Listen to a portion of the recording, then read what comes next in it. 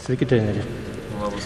Kaip vertinate savo komandos pasirodymą ir kaip teisėjų darbą, kai sušilpė net 6 techninės pražangas? Komandos pasirodymą vertinu aplamai čempionatą, vertinu vidutiniškai ir kaip sakoma, kaltų neieškosim čia, prisėmėm atsakomybę mes treneriai dėl šio sezono. Žaidėjo nei vieno nepeiksiu, galiu tik visiems jiems padėkoti.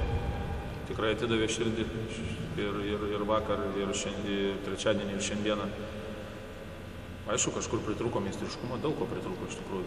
Vėlgi darėm daug klaidų, daug broko buvo, bet manau, kad čia buvo psichologiniai dalykai. Nusiteikę vyrai buvo tikrai, man atrodo, matė visą salę šiandien. O teisėjų darbą aš netgi nenorėčiau vertinti.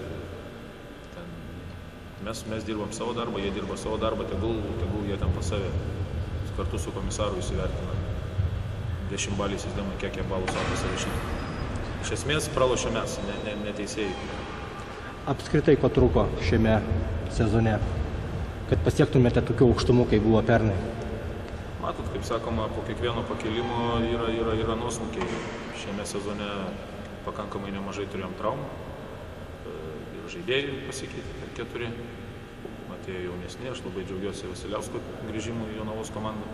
Ir šiandien jis parodė rungtynėse, kad jisai gali žaisti aukštame lygyje. O dėl to ir sakau, vertinu komandos pasirodymą vidutiniškai čempionate. Sakau, priežasčių yra daug. Reguliariam užėmėm 9 vietą. Priešininkas pasitaikė stiprus ir kiek galėjom, tiek kovojom, stengiamės duoti visas jėgas. Tikiuosi, žiūrovai įvertins žaidėjų norą šiandieną, kaip jiems besisekė, bet ko visi dirba. Turėjo bet komandos sezonas baigtas. Ar dar tęsite treniruotės?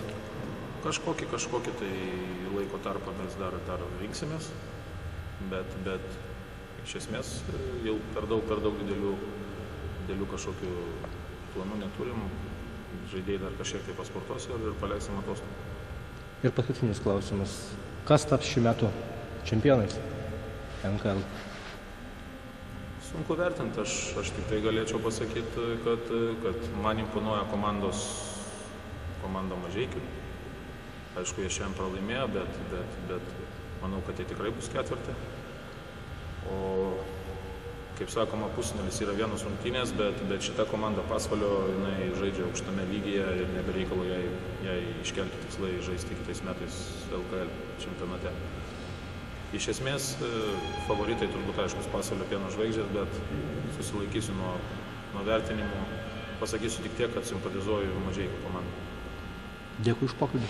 Ačiū.